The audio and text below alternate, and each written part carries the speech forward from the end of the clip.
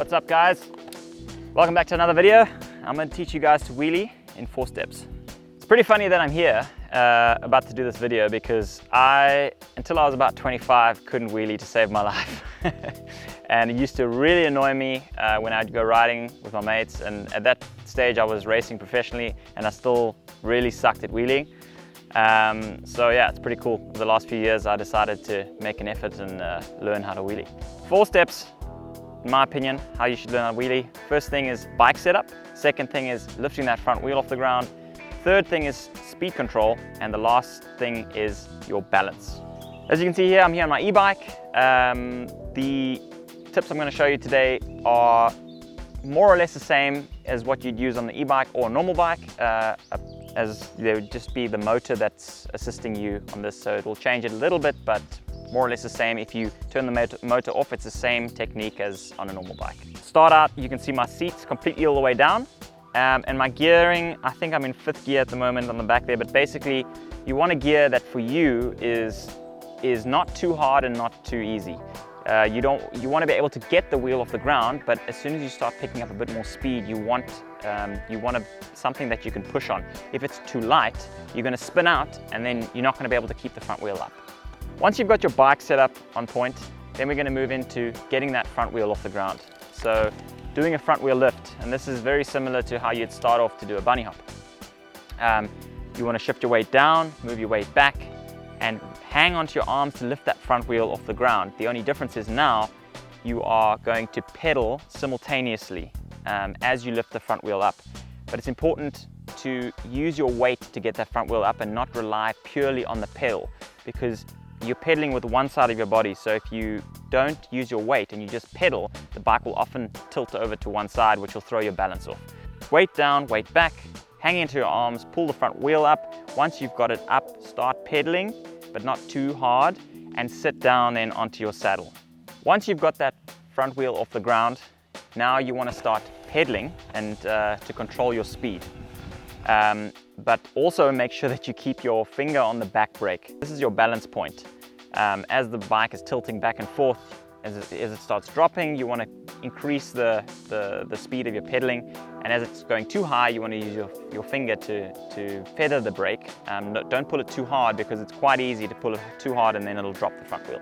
So just feather the brake, and that's going to control your balance point. And you'll find as you do this more and more, it becomes more second nature to keep that wheel up.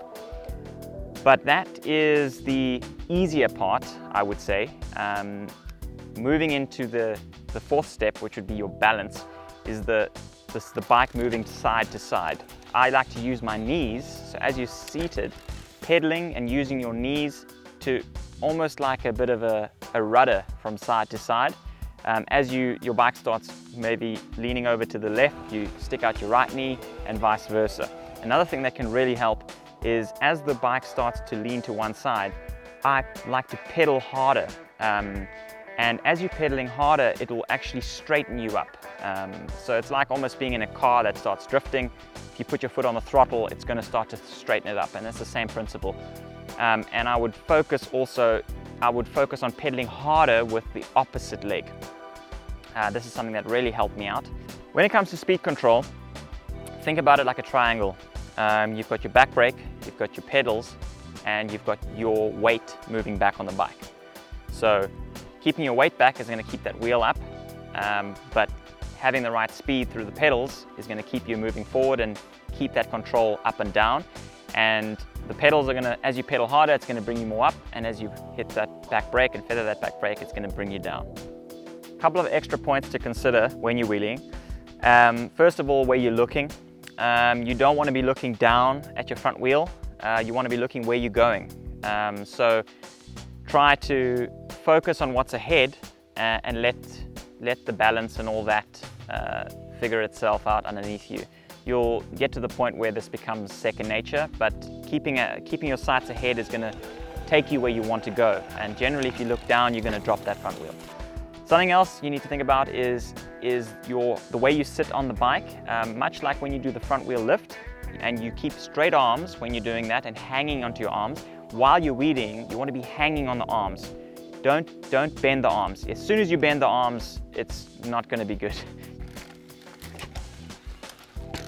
picture being held up by a strap or something. And the strap is going to your handlebars and you're leaning back into the strap, which is pulling the bike up.